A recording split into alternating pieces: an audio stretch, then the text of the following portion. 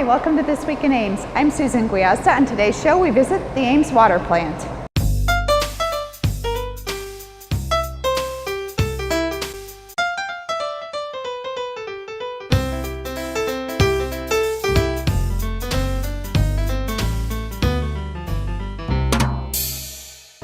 My guest today is Brett Kessler, who is an intern here at the Water and Pollution Control Department. Brett, welcome to the show. Thank you. So the internship is a relatively new position here at the city. It's been a couple of years. We've had what we call a marketing intern. Tell me a little bit about your background and why you're interested in this position. Well, my background's in graphic design. I came in and interviewed for it, and I thought that it would be quite a cool position to have. The person that hired me is a really nice guy, and he thought that having a graphic design intern instead of a marketing intern might be something different this year. And some of the things that you're doing this summer, why don't you tell us a little bit about some of those projects? One of my projects is a sidewalk sticker that's going to be in Tom Evans Park, and actually you can go check that out probably pretty soon here. It's going to be a pipe that looks like it's busting out of the ground, and then it's going to have a bunch of information below it on how you can conserve water. So here at the Water Department, one of the big concerns every summer, of course, is water conservation. I bet you've learned a lot about water conservation in your months here. Yes. Yeah, the main thing we try and do is promote water conservation throughout the city. Things like irrigation, lawn irrigation, toilets are huge wasters of water. So my job is to make people aware of what wastes water and how they can conserve water. Now, sometimes people think water conservation is just a seasonal kind of an issue that they need to be aware of, but really, water conservation is a year-round issue. Sure. Toilets are like a huge waster of water. In the wintertime, we hand out dye tablets for people to put in their toilets so they can check to make sure they don't have any leaks. Low-flow toilets, also water sense products are a good thing to install into people's houses. Those all conserve water. So. Yeah, now WaterSense is sort of a brand like Energy Star, which if you were looking to replace a faucet or a shower head, or even a toilet itself, you would want to look for something with that WaterSense stamp of approval. Exactly. And that means that it's more energy efficient? Or? Yeah, it uses less water basically. It's kind of like installing an LED light bulb in your home. It'll use quite a bit less, and a good way to measure that is, for instance, if you had a shower and you install a WaterSense fixture in the shower, you put a bucket underneath the shower and you time it and see how much water it fills up in the bucket. And if it's over a certain amount of gallons, you probably want to switch to a WaterSense shower head. Also, if you have a lot of people showering in one house, you might want to, for those people who have a lot of teenagers perhaps, they might want to look at something like that. One of the things that the Water Department has been concerned with this summer, and it's been kind of a crazy wild year with a lot of rain initially, almost flood-like conditions, followed by a very dry summer. Exactly. What do people do who are concerned about landscaping, gardens, whatnot? What are some tips for them? Well, there's certain plants you can plant that will use less water. Native grasses use less water. Also, your grass goes dormant. It doesn't die. It might go brown, but you can still water. I think it's 1 inch per week is the standard.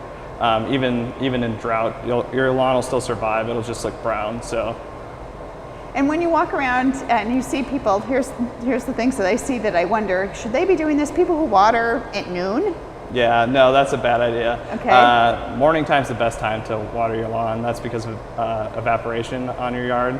Also at night, if you water at night, there's mold that can happen and issues like that. So the best time to water is in the morning. Okay, and the other thing I see is a lot of water running down the storm sewers, and I mean significant amounts of water hitting sidewalks and driveways. Exactly. Make sure your sprinklers are facing the right way, all of your irrigation. I've seen that where people turn it and it's just off a little bit and it's just wasting a lot of water down the sidewalk. And then the last thing I see is when those sprinkler heads break off or something and it just looks like a geyser. Yeah, make sure you check all your sprinklers. Yeah, that doesn't look like a very efficient way to water. No, definitely not.